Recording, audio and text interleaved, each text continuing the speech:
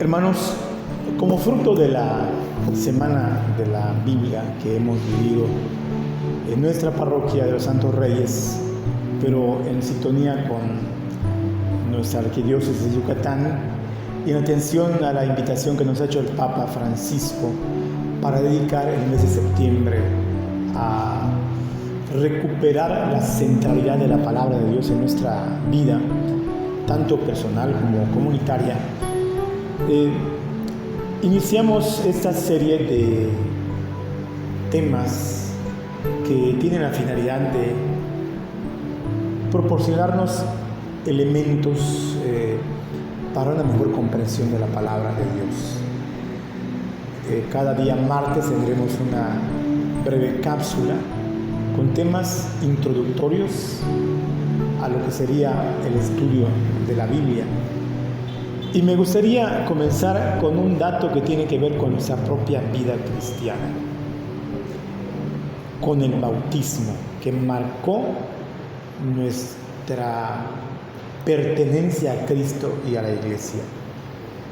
Los que han tenido la oportunidad de participar en el rito bautismal pueden constatar que al final de toda la celebración, cuando ya se han puesto los signos principales del agua, el santo crisma, la vestidura blanca, la luz, hay un rito que se llama el éfeta.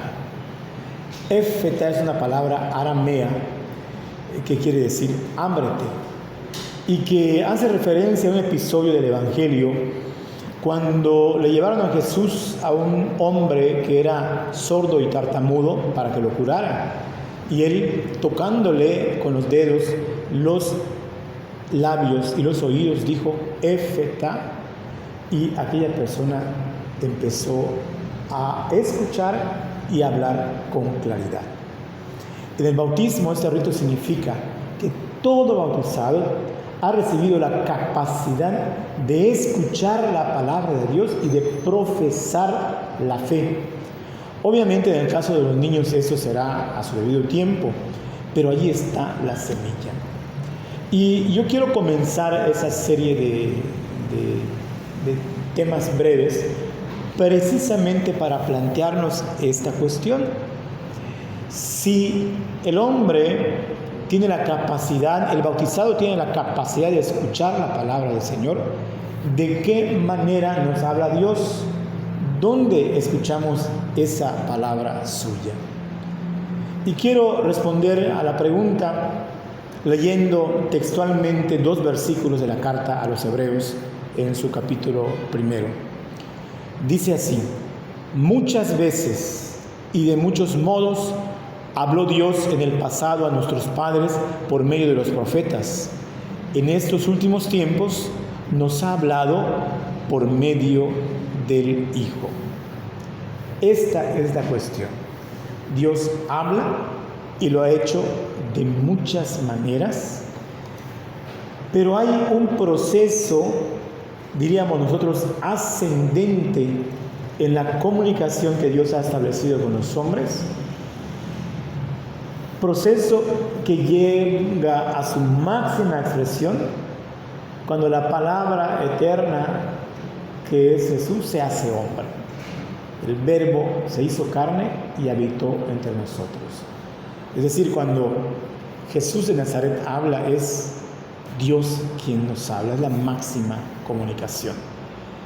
Esto es un principio que todo creyente debe considerar. Ahora bien, ¿dónde encontramos nosotros esa palabra de Dios? Básicamente la encontramos en lo que llamamos Biblia. La palabra Biblia es una palabra griega que está en plural. En singular es ton biblion, el libro.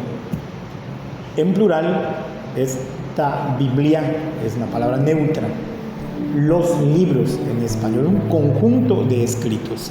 Es un conjunto de libros escritos en diversas épocas por autores humanos, inspirados por el Espíritu Santo, de tal manera que contienen la palabra de Dios escrita en lenguaje humano. Esto es lo que podemos nosotros decir acerca de la Biblia.